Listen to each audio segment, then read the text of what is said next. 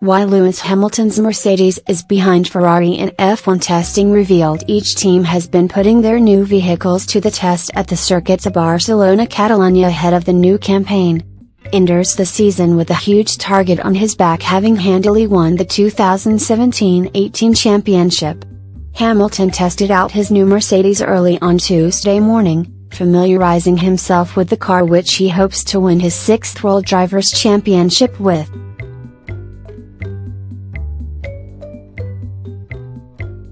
The new Mercedes W10 wasn't as fast as many were expecting it to be, trailing its Ferrari counterpart by a few seconds. And according to Sky Sports' Craig Slater, it could be down to the changes Mercedes designers introduced to make the car more aerodynamic and comply with F1 regulations. Lewis Hamilton is on track right now, Slater said. He's not exactly setting the timesheets alive, but it's a heavily revised Mercedes car he's in. He's got a new front wing, a different nose that almost lifts up, a different side pod configuration as well.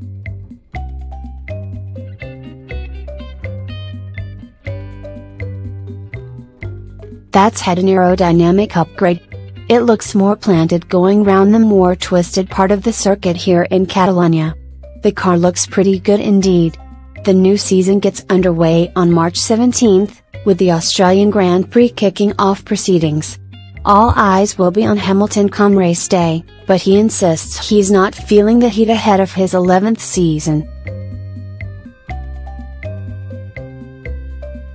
"I don't think it adds pressure, it doesn't really change anything, to be honest," Hamilton said of winning a 6th title. "Every year you reset, you reevaluate and you set new goals.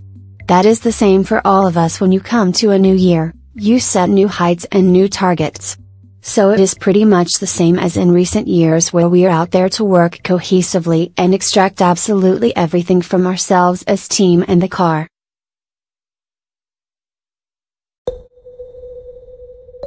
"When I first started, we were racing against Ferrari and I was just a kid. I was 22 years old. I had all the talent that I needed, had a bit of practice and preparation getting to Formula 1, but I didn't have the experience. It was just all raw and wild adrenaline and ambition, without really a particular strategy and an experience to balance yourself. The ability has not changed, but over the years you can continue to pile up and build on that foundation to give you stability and allows you to execute it better."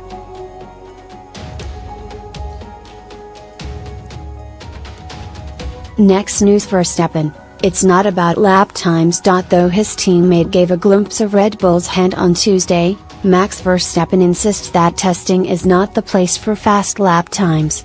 Talking to his own website, when asked if he has pushed the RB15 to its limit yet, the Dutch youngster was adamant. "It's not that you are cruising around the track putting in the laps," he said.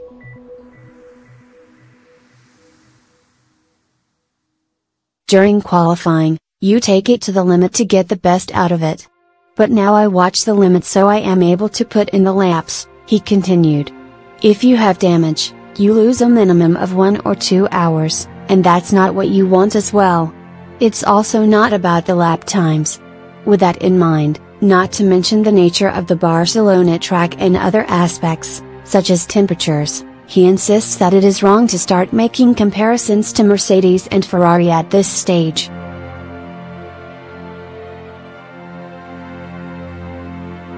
"We need to wait and see," he says. "In these conditions you can of course go very fast here, but in Melbourne it could be completely different. That is a street circuit with many bumps, low grip and different downforce levels. Other circuits therefore have no relevance whatsoever." Reflecting on the first week of testing, in which he and his teammate completed 475 laps, the 5th highest amount, he talks like a veteran. "As years go by, you know more and more what to look for during such a test."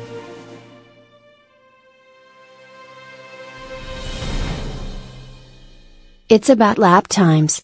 The most important thing for me is that we are able to put in a lot of laps, we are able to test every part and also see if everything stays intact.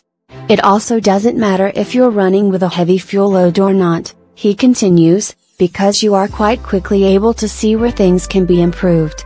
That is one of the things we are now busy with, also with finding a good balance in the car.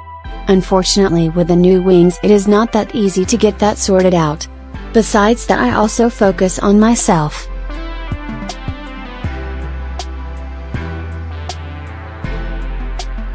Meaning that I make sure that I am comfortable in the car and don't have any pain nor any discomfort. Asked what the team will focus on this week, he responds, "We will be looking at where we can improve the car. That can be by trying out different setups than the one we had last week. You then get an idea in which direction you need to go." In the background, they're also constantly busy tackling the aerodynamics to see what can be improved. Comparing the main differences between the RB15 and its predecessor, he says, "The biggest difference is actually the seating. That's a bit different now, as I tend to be more in a lying position."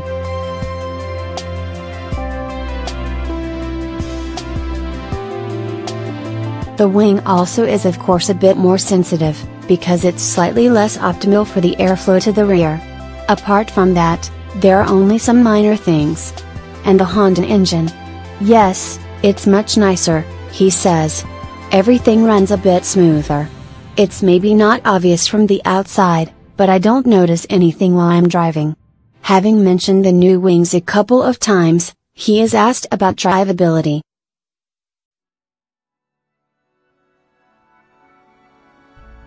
"I don't think there is anything wrong with the rear wing," he says. "I am now better able to look in the mirrors.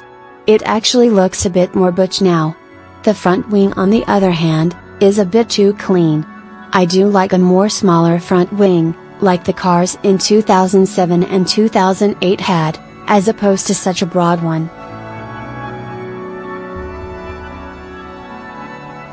"I do think that you will witness quite some front wings being damaged this year at the starts," he warns, "because of them being as wide as the wheels are."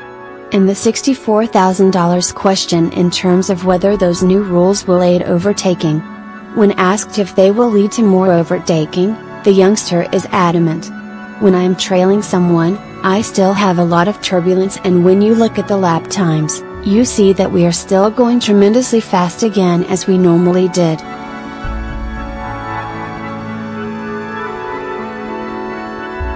"I think that the FIA never expected to us being able to get back up to speed again so fast," he admits. "Engineers are very smart and are more than able to circumvent a problem and, like in this instance, find downforce again somewhere else. And in terms of DRS, the wing is more sunken, causing the DRS effect to be much bigger. But it still depends on the circuit how big that is. In Australia and Hungary it will be more difficult than in China, where you can race beautifully."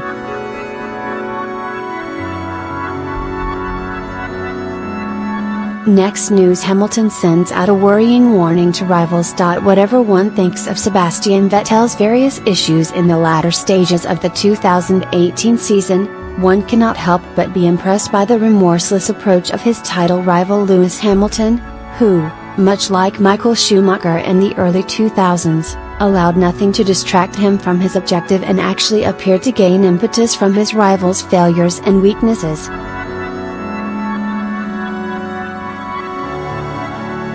Therefore, despite the fact that it was clearly advantage Ferrari in the opening heat, and Valtteri Bottas is already calling for updates for the Mercedes, the latest message from the world champion should have rivals quaking in their race boots. "I feel stronger than I've been in a long time," warns the Briton. The reason is that the Mercedes star has taken full advantage of the new weight regulations that have set a minimum weight for drivers, 80 kilograms, which is now separate from the weight allowance for the car.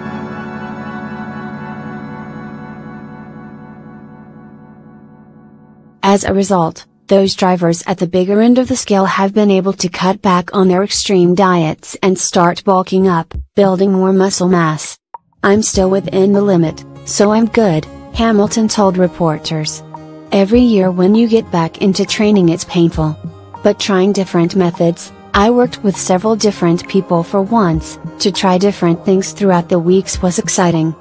And I get to take that throughout the year."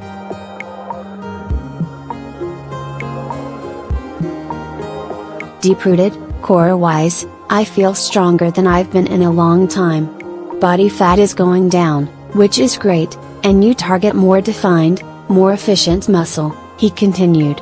"I'm not trying to be the Hulk, naturally it takes a long time to put on muscle, and in the right way as well.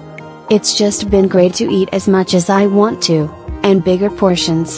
I got in the car and I'd put a lot of weight on," he said of the opening day's test last Monday. "Now it's come down again, I was back down another couple of kilos."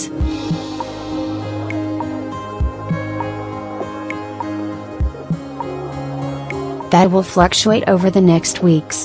I'm enjoying training more than ever before," he grinned. "If you make it fun, bring different elements into it, and do different things, that's what I try and do.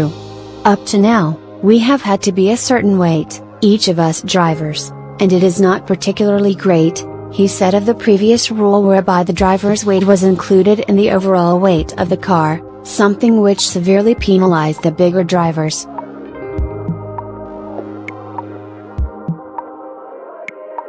"We had to miss meals and all these different things to try to hit the right weight limit. It is better for the drivers," he continued. "You can be in a healthier state, and I do feel in a healthier state than I have been in 12 years. Simply because you can eat more and you sleep better, you have more energy, so I am definitely happier." Next news: Bottas, "I feel I still haven't achieved anything in F1. Having won the Formula Renault Euro Cup and GP3 Championship, when Valtteri Bottas made the move up to F1 in 2013 with the mighty Williams, great things were expected. 2014 and 2015 were standout seasons for the Finn with the Grove outfit, and clearly a major factor when Mercedes was left looking for a teammate for Lewis Hamilton following the shock retirement of Nico Rosberg at the end of 2016.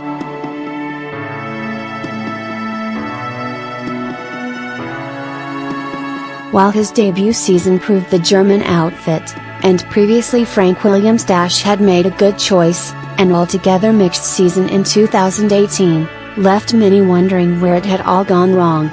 Without doubt, though retained by Mercedes for a third season, 2019 is make or break for the Finn, for waiting anxiously in the wings is Esteban Ocon, who would very much like to be back on the F1 grid sooner rather than later, and preferably in a silver car.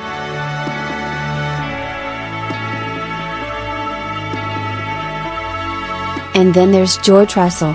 Though his 2018 disappointment was a combination of bad luck, team orders and haphazard form, the Finn goes a little further in judging himself, claiming that he hasn't, in his own eyes, achieved anything in F1.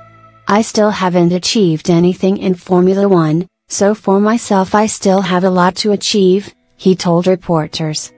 "I do want to meet my targets, so, yes, I still have a lot to do in F1.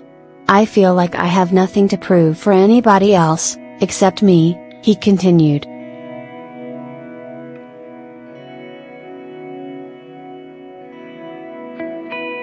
"The team knows exactly what I'm capable of doing, but it's going to be up to me, and us as a team, to work hard to be able to perform on my best level all the time. And I know exactly what I can do if I can perform at my very best. It was a disappointing season," he said, referring to last year, "and nearly made me angry to myself that it's been 6 years in F1 and I've not achieved my target yet. I do have time," he admitted. "But I'm starting to realize you definitely only have one career.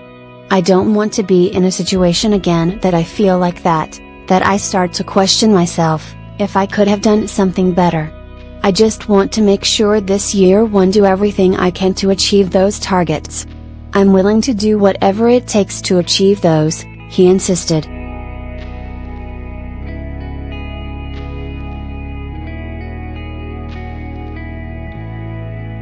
"Mentally prepared to put it all in. It all comes down to details, and that is for me to try to be the best me I can. I can't change certain things, how I drive," he added, "but I know what I can do if I perform on my best level. I've been able to match or beat Lewis on race pace and qualifying, I know I can do it, and now it's just hard work to be there more consistently." Thank you for watching the video. Be sure to share and subscribe to your channel to get the latest sports news around the world. Wished health and success. Goodbye.